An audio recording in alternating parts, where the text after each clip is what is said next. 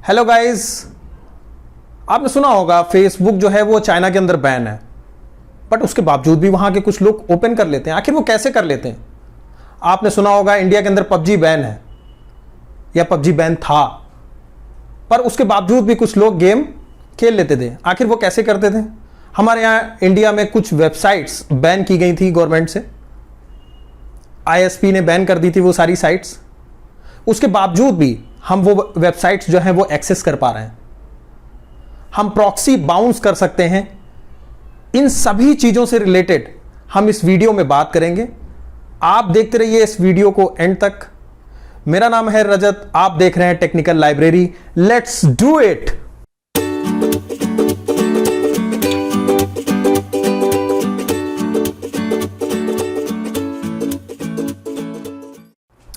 Okay guys, तो हम इस बीपीएन से रिलेटेड चीज को, बीपीएन से रिलेटेड जो मेथड है, मेथोडोलॉजी है, उसको समझने के लिए हम एक एग्जांपल लेते हैं। जैसे कि आप जानते हैं कि हमारी जो जब हम इंटरनेट किसी भी कंपनी से लेते हैं, ठीक है, किसी भी जो इंटरनेट प्रोवाइडर होता है, ठीक है, तो बेसिकली चाहे वो जियो हो या एयरटेल हो या फिर आपका बीएसएनएल हो, एमटीएनएल हो, ये जो भी ऐसे कंपनीज या जो भी ऐसी कंपनी जो हमें इंटरनेट प्रोवाइड करवाती हैं, ठीक है, हम उसको नाम दे देते हैं आईएसपी, इंटरनेट सर्विस प्रोवाइडर। ठीक है, ये बेसिकली यूज किया जाता है टेक्निकली। तो इंटरनेट सर्विस प्रोवाइडर जो है वो हमको इंटरनेट प्रोवाइड करवा रहा है। ठीक है, अब हमारी जो लोकल मशीन है, जो हमारा लैपटॉप है, उस लैपटॉप पर हमको एक आईपी एड्रेस असाइन होता है जब हम अपने सिस्टम को इंटरनेट से या आईएसपी से कनेक्ट करते हैं। तो आईएसपी एक आईपी जो है वो इसको असाइन कर देता है, और वो आईपी तब तक मेंटेन रहती है जब तक कि ये कनेक्शन या इंटरनेट कनेक्ट रहेगा।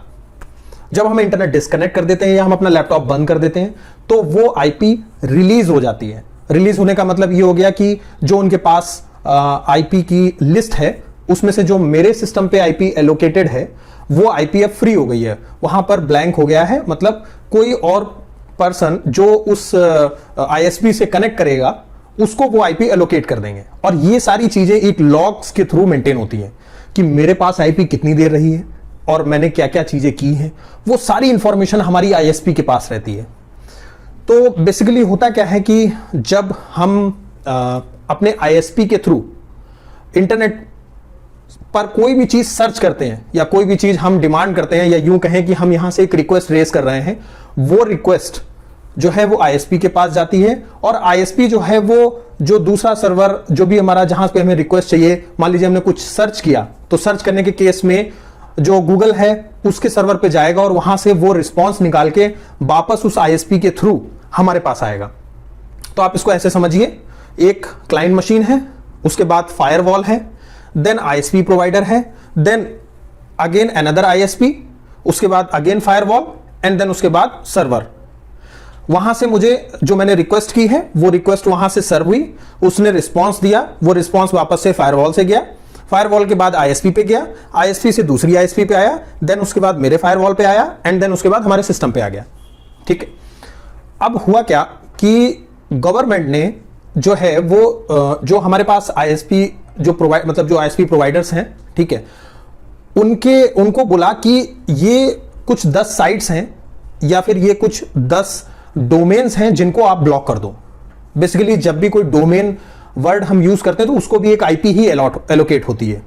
तो वो उन्होंने बोला कि इस आईपी एड्रेस से रिलेटेड जो भी वेबसाइट्स हैं, ठीक है, उनको ब्लॉक कर दो। वो साइट अगर कोई पर्सन हमारे यहाँ, हमारी कंट्री में सर्व करने की कोशिश करता है या डिमांड करता है, तो आप वहां से ही उसको रिटर्न कर दीजिए कंटेंट को, और वो रिक्वेस्ट आप आगे प्रोसीड मत कीजिए। अब आसान शब्दों में समझ लेते हैं कि चाइना के अंदर बैठे हुए पर्सन ने फेसबुक खोलने की कोशिश की, बट जब उसने रिक्वेस्ट किया तो वहां का जो प्रोवाइडर है, आईएसपी प्रोवाइडर है, उसने जब चेक किया कि जो हमारे पास गवर्नमेंट ने लिस्ट दी हुई है बैन की, वो लिस्ट में फेसबुक एग्जिस्ट करता है। उसने वो रिक्वेस्ट वापस भेज दी कि you are not authorize to access this site. यहां पर ये बात खत्म हो गई। अब हम क्या करते हैं, या फिर जब हम बीपीएन का यूज करते हैं, तो बेसिकली हम एक वर्चुअल प्राइवेट नेटवर्क क्रिएट कर लेते हैं। उसका काम कैसे होता है कि हम इस सिस्टम से एक ऐसे सर्वर से कनेक्ट होते हैं, जैसे मान लीजिए मैं अभी यूएस के सर्वर से, या फिर वो पर्सन जो चाइना में समय है उसने जो है वो यूएस के सर्वर को कनेक्ट कर लिया। कौन सा सर्वर? जो बीपीएन बेस्ड है, ठीक है, जो वर्चुअल प्राइवेट नेटवर्क प्रोवाइड करवाता है, उस नेटवर्क को उसने कनेक्ट कर लिया। इस तरीके की कई साइट्स हैं, कई प्रोवाइडर्स हैं जो ये फैसिलिटी देते हैं, ठीक है।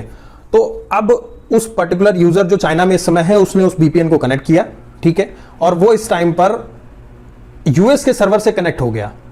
उसके बाद उसने facebook.com साइट की रिक्वेस्ट की, तो वो जो रिक्वेस्ट, तो जो आपने रिक्वेस्ट की है उस पर्टिकुलर फेसबुक की जो आपने रिक्वेस्ट की है, वो आईएसपी के थ्रू उस particular BPN network, BPN tunnel के थ्रू उस पर्टिकुलर सर्वर पे जाएगी। वो सर्वर फेसबुक के सर्वर को एक्सेस करेगा, वहां से रिस्पॉन्स जनरेट होगा और वो रिस्पॉन्स आपके पास सीधे आ जाएगा। क्योंकि वो रिस्पॉन्स जो आ रहा है, वो रिस्पॉन्स उस पर्टिकुलर वीपीएन नेटवर्क के थ्रू आ रहा है। फेसबुक ये मान के चल रहा है कि आप जो रिक्वेस्ट रेज कर रहे हैं, वो रिक्वेस्ट आप यूएस में बैठ के रेज कर रहे हैं, क्योंकि वो जो बीपीएन जिससे आपने कनेक्ट किया हुआ है, वो एक्चुअल में यूएस में ही रखा हुआ है। तो बेसिकली आप जितना भी काम करेंगे, वो आप इस मशीन से आप उस पर्टिकुलर दूसरे सर्वर पर भेजेंगे, और वो सर्वर आपकी सारी रिक्वेस्ट को आगे फॉरवर्ड करेगा जहां जहां लेके जाना है। ये सारा काम इनक्रिप्टेड होता है। उसके बाद आप जो साइट्स हैं वो एक्सेस कर सकते हैं, जो इंडिया के अंदर या जो उस चाइना कंट्री के अंदर जो है वो फेसबुक बैन था, उसके बाद भी वो यूजर एक्सेस कर सकता है।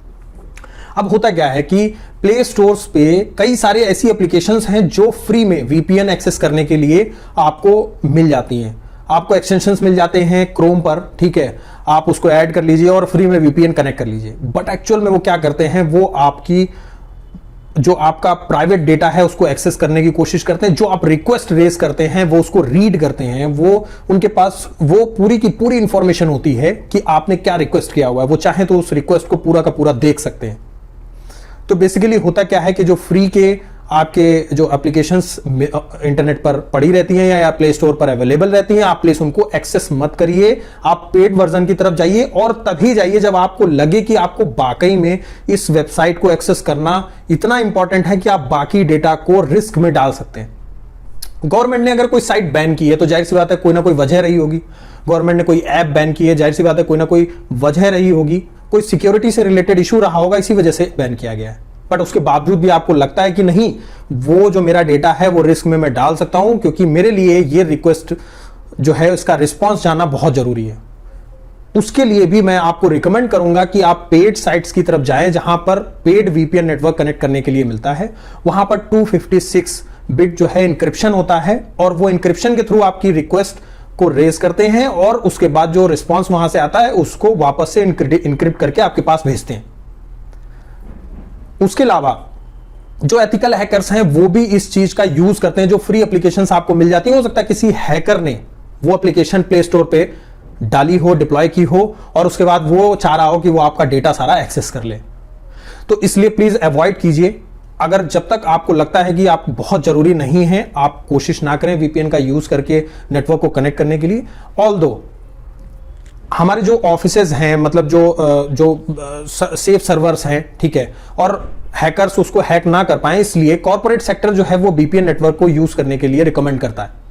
जो हमारे पास लैपटॉप जो हमें किसी कंपनी के थ्रू मिलते हैं, तो कंपनी प्रोवाइडर या कंपनी का जो एडमिनिस्ट्रेटर होता है वो आपको जो है वो क्रेडिट्स देता है, ठीक है, और वो क्रेडिट्स डाल के आप जो है वो उस पर्टिकुलर नेटवर्क से कनेक्ट हो जाते हैं, जो ऑफिस का नेटवर्क है, और वो सिक्योर रहता है। उस पर ना हैकर आ सकता है, ना हैकर एक्सेस कर सकता है, और ना ही जो आपका गवर्नमेंट है वो उसको एक्सेस कर पाएगा, ठीक है, गवर्नमेंट एक्सेस कर पाएगी। तो बेसिकली वो भी सेफ रहता है। तो ज्यादातर बीपीएन क्रेडिट्स मिलते हैं हम लोगों को जब हम ऑफिस में अपनी पहली ज्वाइनिंग लेते हैं, तो वहां से बीपीएन के क्रेडिट्स मिलते हैं। अगर आप वर्क फ्रॉम होम करते हैं या आप एक्सेस करते हैं प्राइवेट डेटा को, वो एक टनल बना देता है सेफ साइट का। उसके अलावा हैकर्स जो है वो इसी बीपीएन नेटवर्क को ही यूज करते हैं, डिफरेंट सर्वर से कनेक्ट करते हैं, डिफरेंट वीपीएन से कनेक्ट करते हैं स्क्रिप्ट्स के थ्रू, और हैकिंग परफॉर्म करते हैं। इसीलिए जो उनकी आईपीज है वो कंटिन्यूअसली स्विच होती रहती है, रिलीज होती रहती है, और जो सर्वर है वो उतनी देर में अपने जो लॉक्स है वो क्रिएट नहीं कर पाता है, और उसमें ग्लिच आ जाता है। इसी वजह से कई सारे जो हैकिंग ग्रुप्स हैं वो बीपीएन का ही सहारा लेते हैं। मुझे उम्मीद है कि आपको ये वीडियो पूरी पसंद आई होगी, समझ में आई होगी। अगर आपको लगता है उसके बावजूद भी कि कहीं ना कहीं पर आपको कोई इंफॉर्मेशन लगता है कि मिसिंग है या आपको उससे रिलेटेड कुछ और एक्सप्लेनेशन चाहिए, तो आप कमेंट में प्लीज लिखिए, वीडियो को लाइक कीजिए और अपने दोस्तों को शेयर कीजिए जो ज्यादातर पबजी बीपीएन से कनेक्ट करके आपको बताते हैं कि खेलिए, चलिए खेलते हैं बीपीएन फ्री में बीपीएन मिल रहा है, वहां से कनेक्ट करते हैं, पबजी खेलते हैं। आप प्लीज अवॉइड कीजिए बीपीएन को यूज करना, ठीक है। और उसके अलावा अपने दोस्तों को भी अवेयर कीजिए इस तरीके की वीडियो दिखा के। और प्लीज इस चैनल को सब्सक्राइब कर लीजिए अगर आपको लगता है कि ये वाकई में एक इंफॉर्मेटिव वीडियो है। आप प्लीज लोगों को शेयर कीजिए और इस चैनल को सब्सक्राइब कीजिए और लाइक भी कर दीजिएगा प्लीज। और मुझे उम्मीद है कि आपको ये वीडियो पसंद जरूर आई होगी, ठीक है। और उम्मीद करते हैं कि आप लोग सब लोग जो है वो अपने जीवन में खुश होंगे और कोविड से बचे रहिए प्लीज़, मास्क पहने रहिए घर से बाहर जाते टाइम और हाथ धोते रहिए।